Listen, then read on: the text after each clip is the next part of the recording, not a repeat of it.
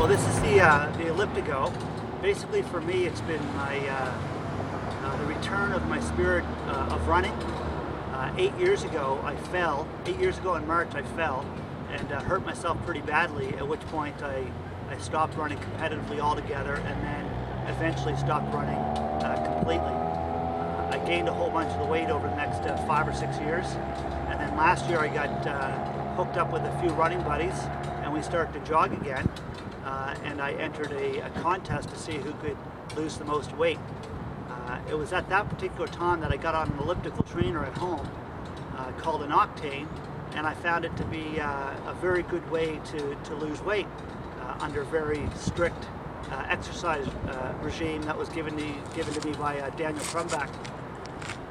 So upon ellipticaling for 5 or 6 months, I lost approximately 30 pounds. And then just 3 months ago, Dana Bjorgo, one of my workmates, showed me the elliptical, or the Elliptigo, on the web.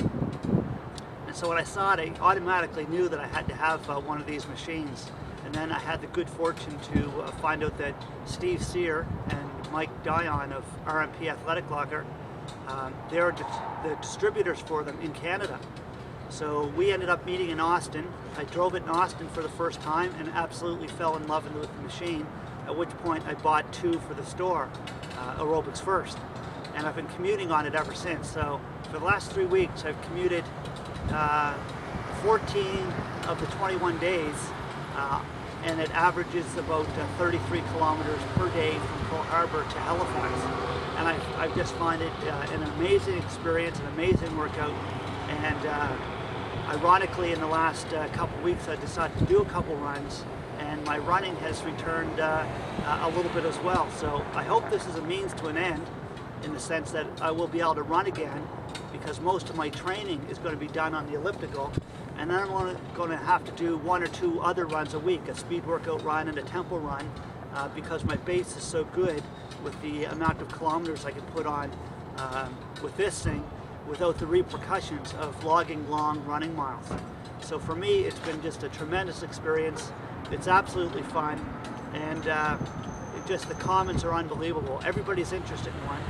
Price tag is a little bit steep, it's $2,500, but overall, to get the joy of running back into my life and ellipticoing, it's just been an absolute savings grace for sure. So now tell me how it works. Basically, you jump on it, and it works exactly as the principle of an elliptical. So you just rotate and go. It has an 8-gear hub. So as you saw in some of the earlier videos, I can climb any hill in Halifax or Dartmouth, no problem at all. I would challenge just about any biker on any hill. It doesn't have the top speed of a bike, of course, but I can max out at 45 kilometers an hour on a slight downhill grade. Down a steeper hill, I can do 60, but I have to get into a tuck position, and you have to be able to hold a squat pretty well. The core fitness is something you have to consider. It's not like a bike at all, in the sense that it actually gives you a running feeling, other than the fact that you have to physically change gears, and you have to be, of course, fairly aware of your surroundings, because you have to ride it as if you're a bicycle. So all the rules of the road have to be applied, of course. So I always wear a helmet. I'm very well lit up. I have stripes and straps everywhere. I wear my road ID. I have my cell phone with me at all times, just in case I get in trouble.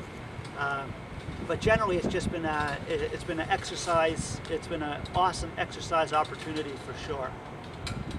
What's the biggest difference with this on a bicycle? Like if I was preparing to do an elliptigo after riding a bicycle, what's the biggest difference? Biggest thing to get used to?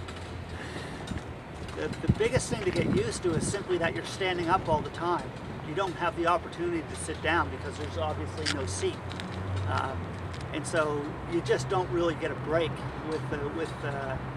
when you're coasting on a bike. You can take a fairly decent breather and your heart rate can drop to 89 or 90 fairly quickly. Whereas with this, you always tend to be around 100 or 105 at a minimum. And then for me, I sort of max out on a big hill at about 177 or 178, which is getting close to my upper end anyway. So what are the, I mean, as a runner, what are the advantages to training on the Elliptigo versus doing all those road miles? There's no impact.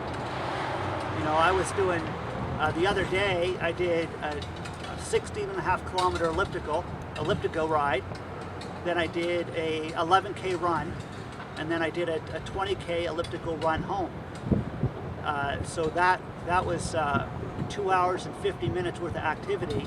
If that was a 2 hour and 50 minute run, I would have been not running for 4 days and trying to recover.